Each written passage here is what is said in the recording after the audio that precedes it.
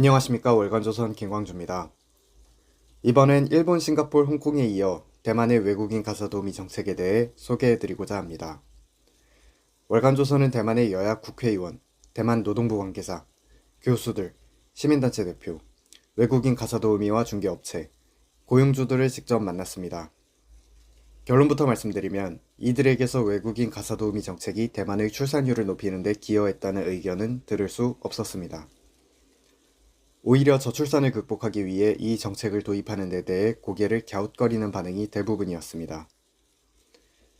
우선 대만의 가사도우미 정책에 대해 소개하겠습니다. 대만은 1992년 4월 17일 취업서비스법을 제정하고 가정 피고용인과 간병인이라는 이름으로 외국인 가사도우미들을 본격적으로 받아들이기 시작했습니다. 하지만 그 취지는 서울시와 다릅니다.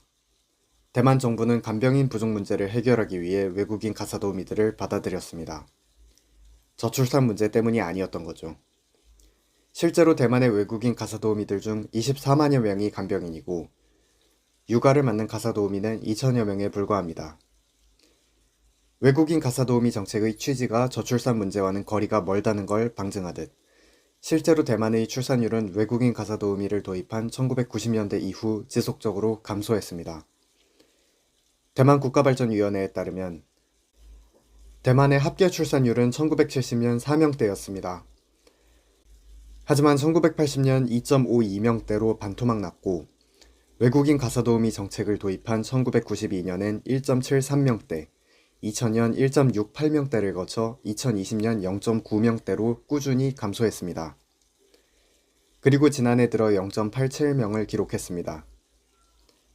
대만 정치권의 시각을 먼저 살펴보겠습니다. 정계에선 여야 할 것 없이 외국인 가사도우미 정책은 저출산 문제의 해법과는 거리가 멀다고 설명했습니다.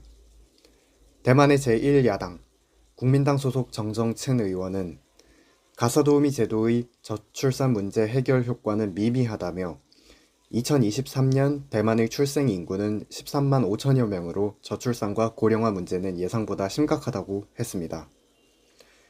정정친 의원은 또 외국인 가사도우미 도입 정책은 저출산 문제에 도움이 되지 않는다고 생각한다고 말했습니다. 그는 국내 보육시설이 부족한 상황에서 외국인 가사도우미는 맞벌이 부부에게 대안이 될 수는 있다면서도 육아기관을 개선할 정책이 나오면 대만의 부부들은 외국인 가사도우미가 아닌 육아기관에 아이를 맡길 것이라고 강조했습니다. 육아 부담을 덜기 위한 근본적인 해법은 외국인 가사도우미 정책보다 우선하는 것이 분명 있다는 뜻이지요. 대만 정부는 뒤늦게 가사노동력 부족 문제에 대한 본격적인 지원에 나섰습니다. 대만 정부는 2017년부터 장기 요양 10년 계획을 추진해 노인 요양을 공공화하고 있습니다. 이는 지역사회 기반의 의료팀을 육성하고 간병 인력의 전문성 향상을 지원하는 등의 내용을 담고 있으며 이 정책을 이용하는 대만 국민은 50만 5천 명이 넘습니다. 하지만 대만은 이제 가사노동의 일정 부분을 외국인 가사도우미에게 의존하는 구조가 된 듯합니다. 대만의 여당, 민주진보당 소속 린 우에친 의원은 중요한 점은 대만 사회가 1992년 외국인 노동자들을 먼저 도입한 후 15년이 지나서야 장기 요양 제도를 도입한 것이라며 이로 인해 사람들은 민간 고용에 익숙해졌다고 평가했습니다. 그러면서 외국인 가사도우미의 민간 고용은 재정적 부담이 잇따르지만 장기 요양 정책은 공공자원으로 이 두 체계는 상호 보완적이라고 분석했습니다. 반면 외국인 가사도우미를 둘러싼 대만의 사회 문제는 이 정책의 장점들을 상쇄할 만큼 누적돼 있었습니다. 대만의 외국인 가사도우미들은 내국인과 같은 최저임금을 보장받지 못하기 때문에 시민단체와 학계의 비판이 줄곧 제기되어 왔습니다. 우리나라에서도 벌써 비슷한 우려가 제기되고 있지요.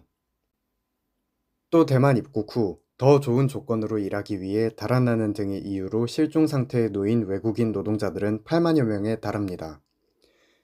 고용주와 외국인 가사도우미의 문화 차이로 인해 발생하는 갈등을 비롯하여 고용주가 업무 이외의 잡일을 시키는 등의 사례도 흔했습니다. 학계의 반응을 살펴보겠습니다. 대만 타이베이에 위치한 쓰신대학교에서 천신신 교수를 만났습니다. 천 교수는 외국인 가사도우미를 데려오게 된 건 사회복지제도가 실패한 결과라고 강도 높게 비판했습니다. 천 교수는 2000년대 천수입이한 총통 이후 대권 후보자들이 선거에 나올 때마다 보다 나은 육아제도와 노인 돌봄 정책을 만들겠다고 했지만 나중엔 결국 흐지부지됐고 해결책이 없을 때마다 외국인 노동자를 데려오는 식으로 해결했다며 이는 임시적인 해결책이라고 설명했습니다. 그러면서 단지 저출산을 극복하기 위한 취지 하나만으로 외국인 가사도우미를 데려오는 건 구멍난 곳을 임시로 메우는 역할에 그칠 가능성이 크다고 덧붙였습니다. 또 대만의 외국인 가사도우미 정책은 필요에 따라 한시적으로 개방한다는 도입 취지를 두고 있습니다. 이는 앞서 말씀드린 민진당 린 우에친 의원이 말한 것입니다. 린 의원은 외국인 가사도우미 정책에 대해 고용 허가제에 근거한 것이라며 내국인이 기피하는 산업에 인력을 보충하기 위한 것으로 인력이 충분하면 허가 인원을 제한하는 보충성 원칙에 기반한다고 설명했습니다. 그래서인지 대만에서 외국인 가사도우미를 고용하기 위해선 엄격한 자격 요건이 따릅니다. 대만 노동부가 규정한 요건은 3가지입니다. 첫째, 6세 이하 자녀가 3명 이상일 것.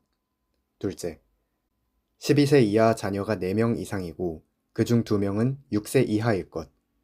셋째, 가족 내 노약자 점수 계산 방식으로 누적 점수가 16점 이상일 것 등입니다. 여기서 가족 내 노약자 점수를 얻으려면 6세 미만의 직계 혈족 자녀가 있거나 75세 이상의 직계 존속이 있어야 하며 1세 미만 자녀가 있는 경우 7.5점, 90세 이상 노인이 있는 경우 7점을 얻습니다. 굉장히 까다롭죠.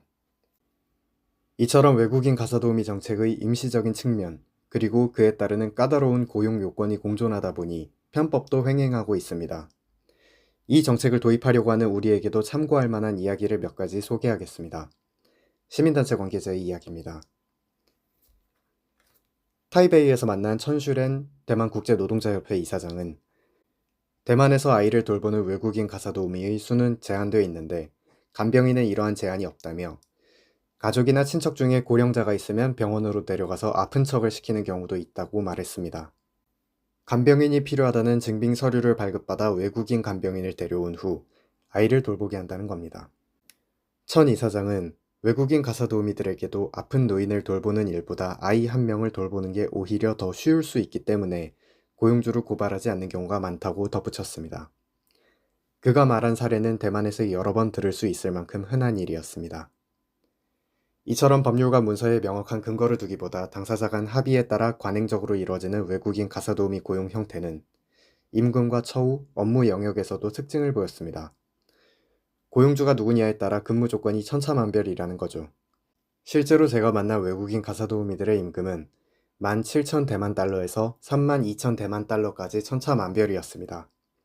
업무 내용은 같아도 중개업체를 거치는지, 고용주와 합의 결과가 어떠한지에 따라 이들의 처우는 정해진 게 없었습니다. 심지어 그 업무 내용마저도 고용주에 따라 난이도가 천차만별이었습니다. 타이중에서 만난 외국인 가사도우미 중개업체 회장은 외국인 가사도우미의 업무 영역에 대해 사실 구분이 어렵다고 말했습니다. 여하튼 우리나라도 외국인 가사도우미의 임금을 두고선 말이 많죠. 최저시급을 적용하느냐 마느냐를 놓고 갑론을박이 벌어지고 있습니다. 가장 중요한 요소 중 하나인 임금 문제, 대만 정치권에서도 아직 뾰족한 수를 내놓지 못하고 있습니다.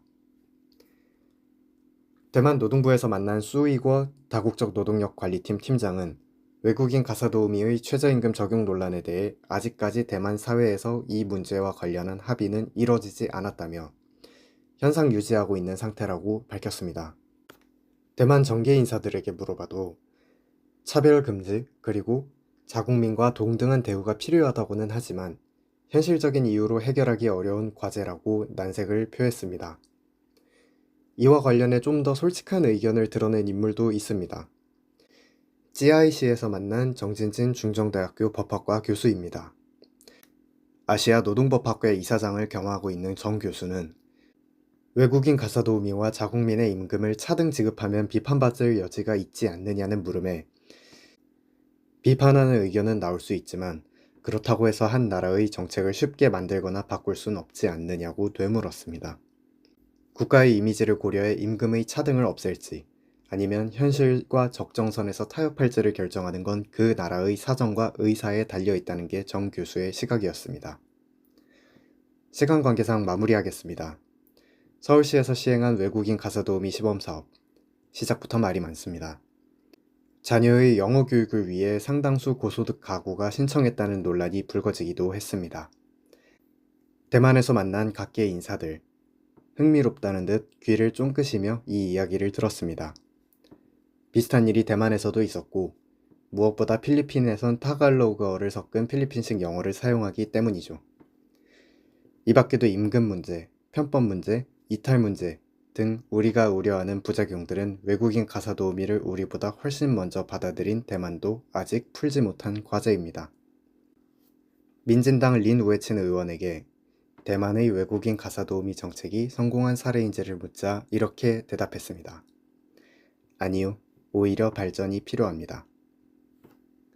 이상입니다. 감사합니다.